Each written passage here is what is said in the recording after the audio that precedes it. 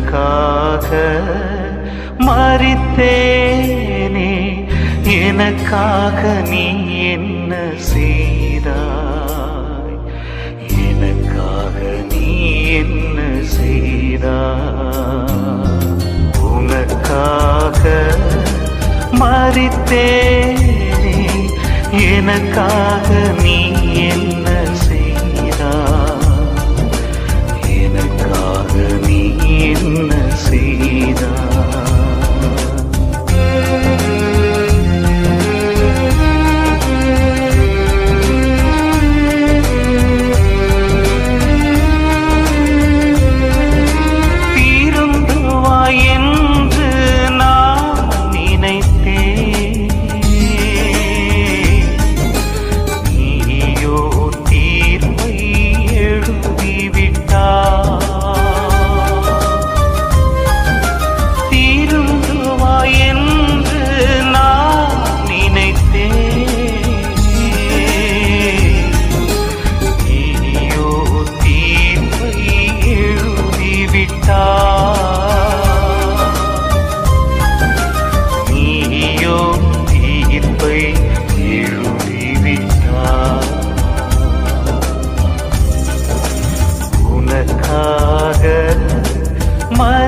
மரித்தேனே, எனக்காக நீ என்ன செய்தாய்?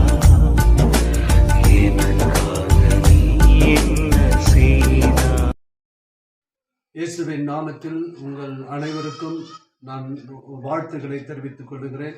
இந்த நாட்களிலே நாம் பார்க்கும் பொழுது ஆண்டவருடைய சிலுவை பாடுகளை எங்கிலும் சபையில ஒவ்வொரு சபையிலும் தியானித்து வருகிறதை பார்க்கிறோம்.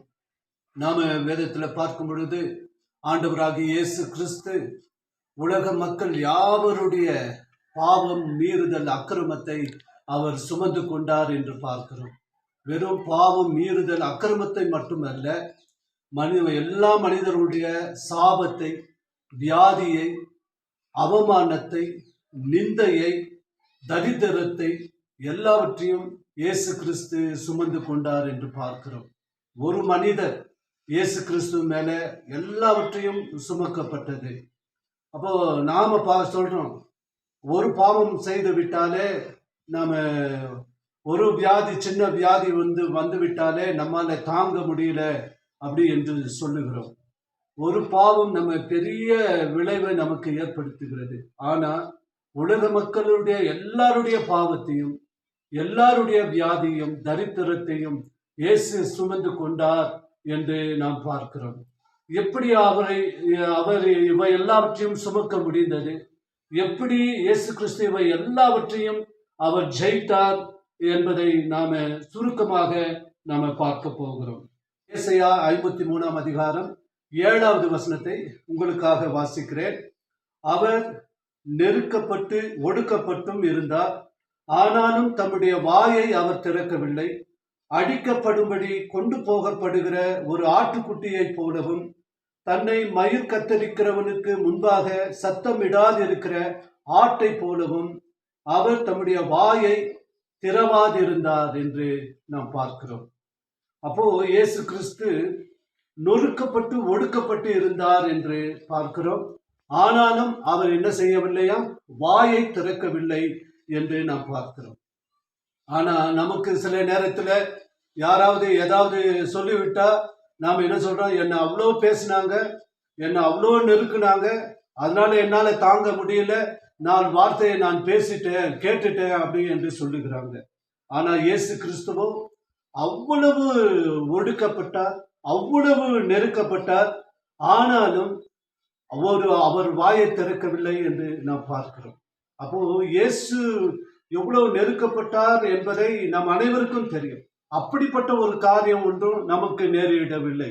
ஆனாலும் நம்மால தாங்க முடியாம, பொறுக்க முடியாம சில வார்த்தைகளை, 4 வார்த்தைகளை நான் பேசணும்னு சொல்லிவிட்டு பேசுகிறோம். ஆனாலும் இயேசு கிறிஸ்து அப்படி செய்யவில்லை, தன்னுடைய வாயை திறக்கவில்லை என்று நாம் பார்க்கிறோம்.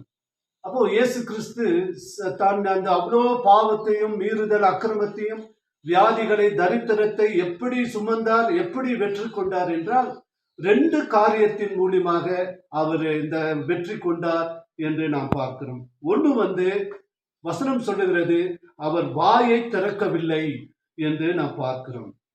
அப்போ சாத்தானுடைய திட்டம் என்னவென்றால், எப்படியாவது இயேசுவினுடைய வாயை திறக்க வச்சிடணும், எப்படியாவது இயேசுவின் வாயை திறந்து பேச வைத்து விட வேண்டும், நெகட்டிவா எதிர்மறையாக அவரை பேச வைத்து விட வேண்டும் என்று அவனுடைய திட்டமாயிருந்தது. எப்படியாவது இயேசு தன்னுடைய விஷத்தை கக்கிவிட வேண்டும், எப்படியாவது எதிர்மறையான வார்த்தையை பேசிவிட வேண்டும் என்று அவன் முயற்சி செய்தான். ஆனால் இயேசுவோ ஒரு வார்த்தையும் பேசவில்லை, தன்னுடைய வாயை திறக்கவில்லை என்று நாம் பார்க்கிறோம். இரண்டாவதாக பார்க்கும் பொழுது அவர் வாயை திறந்தார் என்று நாம் பார்க்கிறோம். அதாவது சிலுவையில அவர் தன்னுடைய வாயை திறந்து பேசினார் என்று நாம் பார்க்கும் பொழுது 7 வார்த்தைகளை அவர் பேசினார் என்று நாம் பார்க்கிறோம். அதாவது தன் மீது இருக்கின்ற அந்த சாபத்தை பற்றி பேசவில்லை, தன் மீது சுமந்து கொண்டிருக்கிற அந்த வியாதியை பற்றி பேசவில்லை, தன் மீது சுமத்தப்பட்டிருக்கிற பாவம், மீறுதல், அக்கிரமத்தை பற்றி பேசவில்லை, அவருக்கு நேர்ந்த அவமானத்தை பற்றி அவர் பேசவில்லை, தனக்கு நேர்ந்த பாடுகளை குறித்து அவர் பேசவில்லை. மாறாக அவர் பேசியது எல்லாம் என்ன பேசியது என்றால் சத்தியத்தை அவர் பேசினார் என்று நாம் பார்க்கிறோம். அவரை பற்றி வேதத்தில் சொல்லப்பட்டிருக்கிற காரியங்களை தான் அவர் பேசினார் என்று நாம பார்க்கிறோம். அதாவது ஒரு கட்டத்துல அவர் வாயை திறவாது இருந்தார், ஆனா ஒரு கட்டத்துல அவர் வாயை திறந்து பேசினார் என்று பார்க்கிறோம். என்ன பேசினார் என்றால் சத்தியத்தை அவர் பேசினார் என்று நாம் பார்க்கிறோம். அதாவது வேதம் சொல்லுகிறது, அவர் துன்மார்கருக்காக வேண்டிக் கொள்வார் என்று சொல்லப்படுகிறது.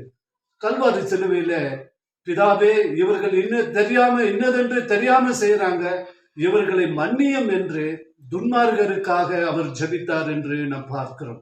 அடுத்து வேத வசனம் நிறைவேற, ஏற்கனவே அவரை பற்றி சொல்லி இருக்கிற அந்த வேத வசனம் நிறைவேற தாகமாய் இருக்கிறேன் என்று வார்த்தையை அவர் முழங்கினார் என்று நாம் பார்க்கிறோம். எனவே இயேசு சிலுவையில் சாத்தானை, அவனுடைய விஷத்தை சத்தியத்தின் வார்த்தையை கொண்டு அவனை தோற்கடித்தார், அவனுடைய விஷத்தை முறித்தார் என்று நாம வேதத்தில் பார்க்கிறோம். சாத்தான் எப்படி ஆதாம் ஏவாளை பாவத்தில் விழ வைத்தானோ, எப்படி விழ வைத்தானோ, தன்னுடைய விஷத்தை கக்கி பொய்யான வார்த்தைகளை சொல்லி சொல்லி அவங்கள பாவத்தில விழ வைத்தான் என்று நாம் பார்க்கிறோம். இயேசுவும் பேசினார், ஆனால் அவர் என்னத்தை பேசினார் என்றால் சத்திய வார்த்தையை அவர் பேசினார். அதாவது சத்திய வார்த்தையை பேசி மனிதனுக்குள்ளே இருக்கிற அந்த விஷத்தை அவர் முறித்தார். அந்த பாவத்தை, உலக மக்களுடைய பாவத்தை அவர் தூக்கி தன் மேலே சுமந்து கொண்டார் என்று நாம் பார்க்கிறோம். ஆண்டவர் நெகட்டிவாக ஒரு எதிர்மறையான ஒரு வார்த்தை கூட அவர் பேசவில்லை. அவர் பேசினதெல்லாம் அவரை பற்றி சொல்லப்பட்ட சத்தியத்தை, தீர்க்க தரிசனத்தால் அவர் பேசினார் என்று நாம் பார்க்கிறோம். மேலும் இரத்தத்தினாலும் சாட்சியின் வசனத்தினாலும் சாத்தானை ஜெயித்தார்கள் என்று நாம் வேதத்தில் பார்க்கிறோம். இயேசுவும் சத்திய வார்த்தையை அறிக்கை பண்ணி தான் சாத்தானுடைய விஷத்தை முறித்தார், சாத்தானை வெற்றி கொண்டார் என்று நாம பார்க்கிறோம். சும்மா நாம் கூட என்ன பண்ணக்கூடாது, நம்முடைய வாய்களை திறக்க கூடாது. நம்ம வாய்களை திறந்தா ஆண்டவருடைய வார்த்தையை பேசணும், சத்தியத்தை நாம பேச வேண்டும். அப்பொழுது அந்த வார்த்தைகள் நமக்கு ஆசீர்வாதத்தை கொண்டு வரும். அப்போ நாம் கூட ஒரு கட்டம் வரைக்கும் வாயை நாம திறக்க கூடாது. ஆனா ஒரு கட்டத்துல நம்ம வாயை திறக்க வேண்டும், நெகட்டிவாக அல்ல.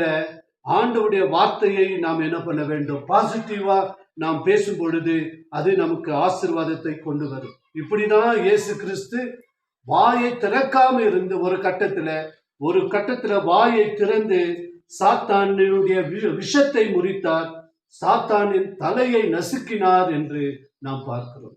எனவே இந்த வார்த்தைகள் நிச்சயமாய் உங்களுக்கு ஒரு ஆசீர்வாதமாக இருந்திருக்கும் என்று நான் விசுவாசிக்கிறேன். கர்த்தர் உங்களை ஆசீர்வதிப்பாராக.